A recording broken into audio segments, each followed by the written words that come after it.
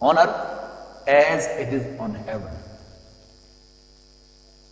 یعنی اے اللہ تیری بادشاہی زمین پر بھی ایسے ہی آئے اور تیری مرضی زمین پر بھی ویسے ہی پوری ہو جیسے آسمانوں پر پوری ہوتی. یعنی آسمانی مخلوق، سورج، چاند، فرشتے، وہ تو تیرے حکم کے تابع ہیں، لیکن زمین پر تیری اطاعت نہیں کی جاتی، زمین پر بھی تیری اطاعت کی جائے. تو یہ وہ بنیادی سبق تھا جو رسول اللہ صلی اللہ علیہ وسلم کو دے دیا گیا. اس کے بعد سورہ مزمل نازل ہوئی. سورہ مزمل کیا ہے کہ اب اس مشن کو اچیو کرنے کے لیے کھڑے ہو جائے. رات کو اٹھو، قم اللیل الا قلیلا، کھڑے ہو جاؤ رات کو مگر تھوڑی رات، نصفہ، آدھی، او انقص منہ قلیلا، یا اس میں سے کچھ کم کر دو، او زد علیہ، یا اس میں کچھ ایڈ کر لو، یعنی ہاف، لیس دین ہاف اور مور دین ہاف. ورتل القرآن ترتیلا، اور اس میں قرآن کو ترتیل سے پڑھو. اب ترتیل کا عام جو ترجمہ کیا جاتا ہے اکثر تراجم میں ٹھہر ٹھہر کر پڑھو، لیکن ترتیل کا ایک مفہوم جو ہے وہ ترنم بھی ہے.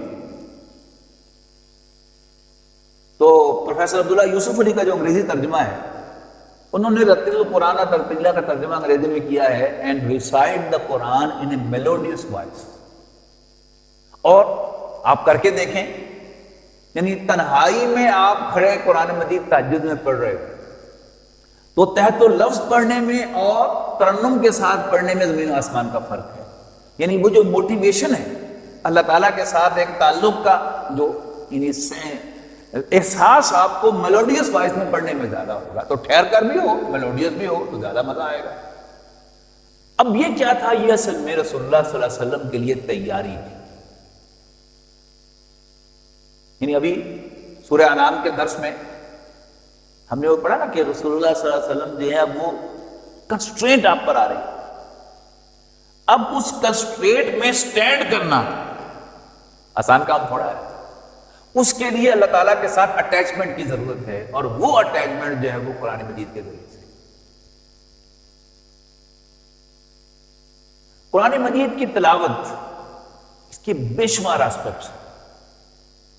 یقیناً قرآن مجید نازل ہوا انسانوں کی رہنمائی کے لیے، تو قرآن مجید کو جب بھی پڑھنا چاہیے ان پرسوٹ آف گائیڈنس پڑھنا چاہیے، ہدایت حاصل کرنے کے لیے پڑھنا چاہیے.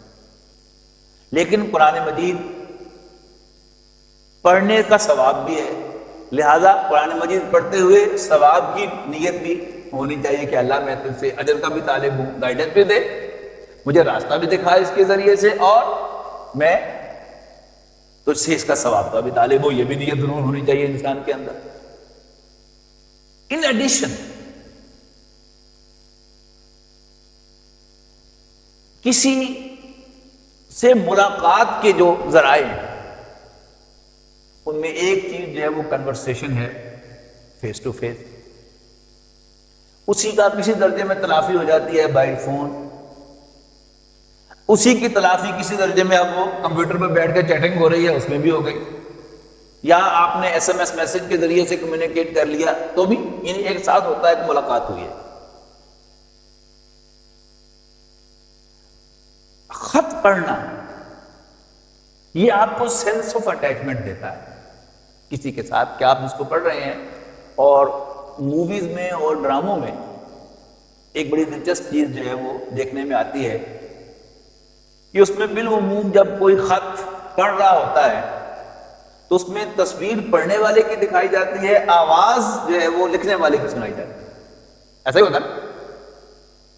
یعنی گویا جب آپ کسی کا خط پڑھ رہے ہوتے ہیں تو آپ فیل کر رہے ہوتے ہیں کہ جیسے وہ آپ سے مخاطب ہے. تو اگر ہم قرآن مجید کو اللہ کا کلام سمجھ کر پڑھ رہے ہو تو it will give you a feeling کہ اللہ تعالیٰ آپ سے مخاطب ہے. تو اللہ تعالیٰ سے اٹیچمنٹ حاصل کرنے کے لیے اس کا بہترین ذریعہ کیا ہے؟ قرآن مجید کی تلاوت. رسول اللہ صلی اللہ علیہ وسلم نے فرمایا کہ بہترین ذکر قرآن مجید کی تلاوت ہے، اور تلاوت کا بہترین محل نماز کے اندر ہے، اور بہترین نماز تلاوت کے لیے تہجد کی نماز، اور اس میں جو حضور صلی اللہ علیہ وسلم کی تہجد ہے، اور سورہ مزمل گواہ ہے کہ 2/3 رات، آدھی رات اور 1/3 رات حضور صلی اللہ علیہ وسلم کے ساتھ مسلمانوں کی بھی ایک جماعت جو ہے سنت پر عمل کرتی ہے۔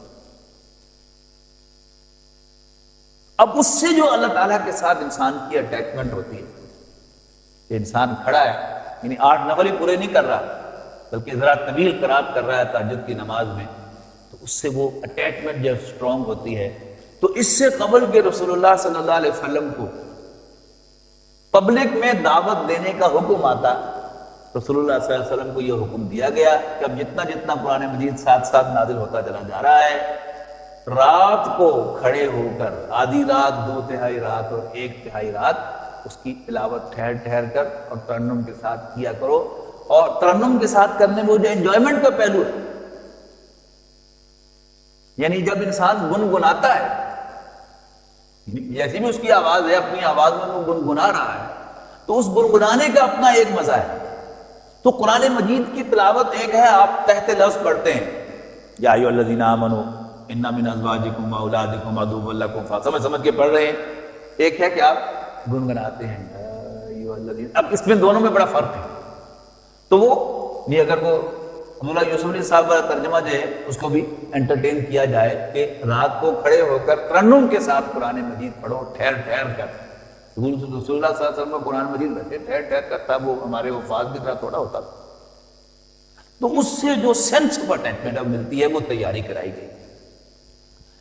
پھر 3 سال گزرنے کے بعد 2 سٹیپس کے اندر، یعنی یہ کام جو ہے وہ کیا گیا ہے، 3 سال کے بعد حکم آیا ہے کہ فَاصْدَعْ بِمَا تُؤْمَرُ، یعنی ان 3 سالوں کے دوران رسول اللہ صلی اللہ علیہ وسلم نے اولاً پرسنل لیول پر وہ دعوت جو ہے وہ لوگوں کے سامنے رکھی، اور اس میں آپ کے جو سب سے بڑے معاون بنے ہیں وہ حضرت ابوبکر بنے ہیں رضی اللہ تعالیٰ،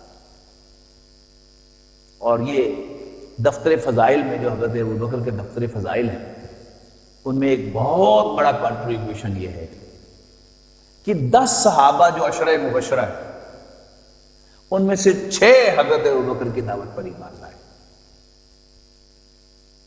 یعنی 7ویں وہ خود ہو گئے، 8ویں حضرت عمر ہو گئے رضی اللہ تعالیٰ عنہ، اور ایک ان کے علاوہ ہے، باقی حضرت عثمان بھی ان کی دعوت پر ہیں، حضرت طلحہ بھی ان کی دعوت پر ہیں، حضرت زبیر بھی ان کی دعوت پر ہیں، حضرت سعید بن زید بھی ان کی دعوت پر ہیں، اور غالباً حضرت سعد بن وقاص بھی نہیں، باقی 2 کے نام یاد نہیں ہیں کون کون سے ہیں، لیکن یعنی یہ ہے ان کا کنٹریبیوشن، یعنی the best lot was brought by ہم ٹو رسول اللہ صلی اللہ علیہ وسلم۔ یہ کیا تھا؟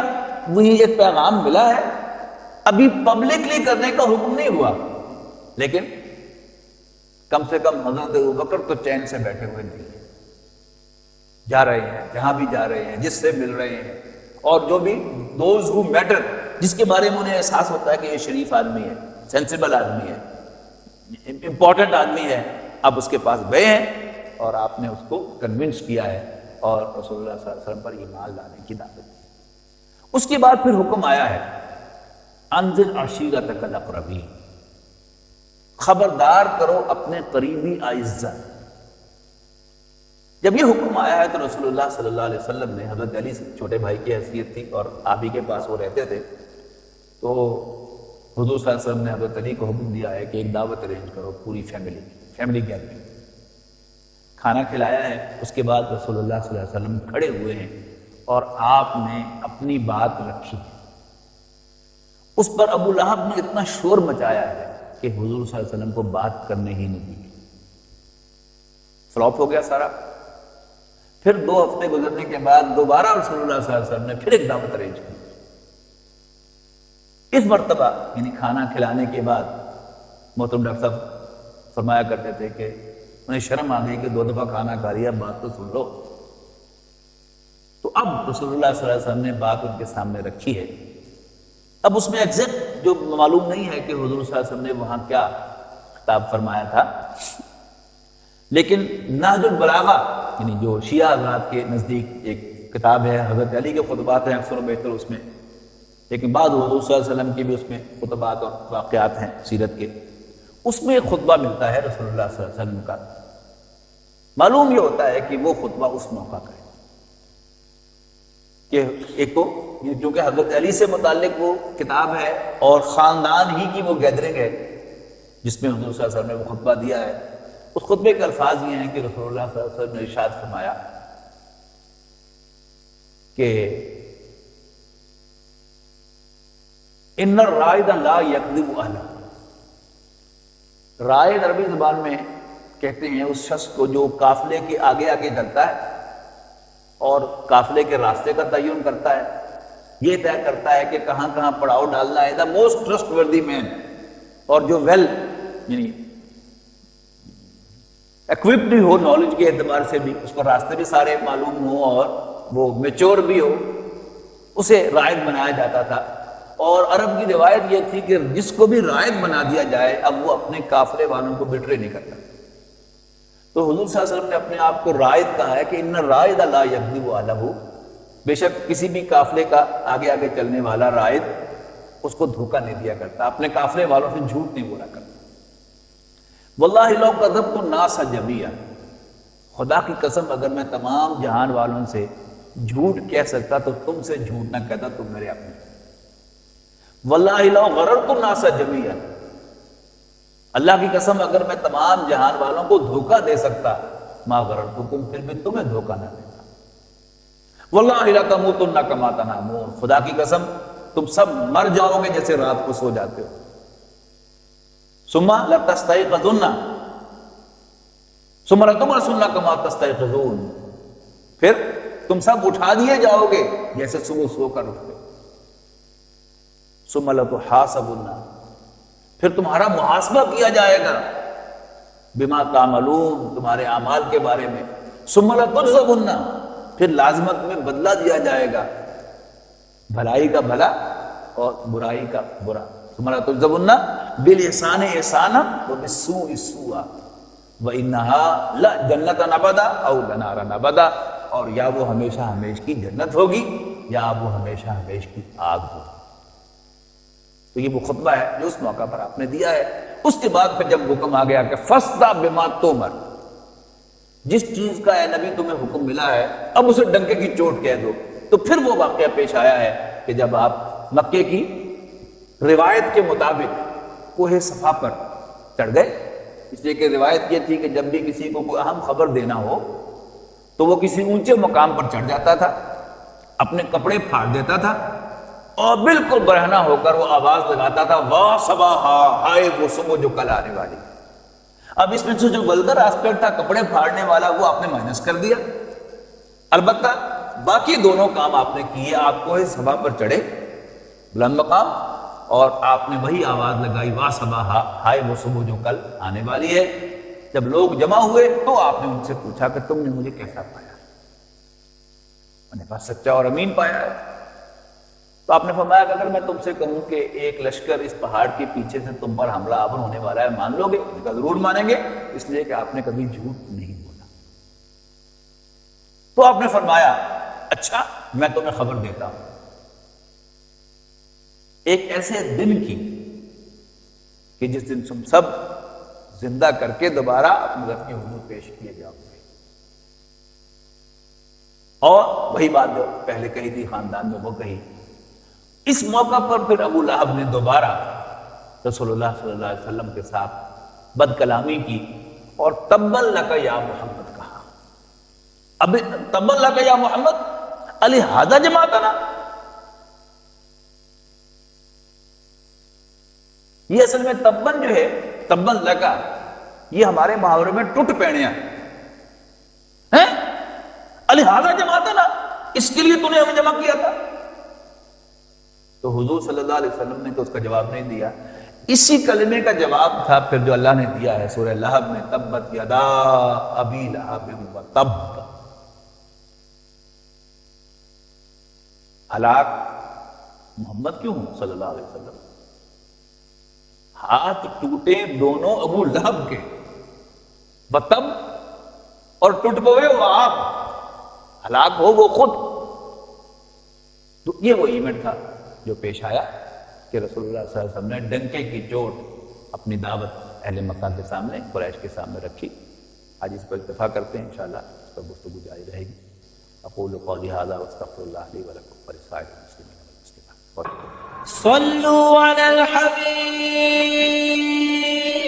اللهم صل على سيدنا محمد.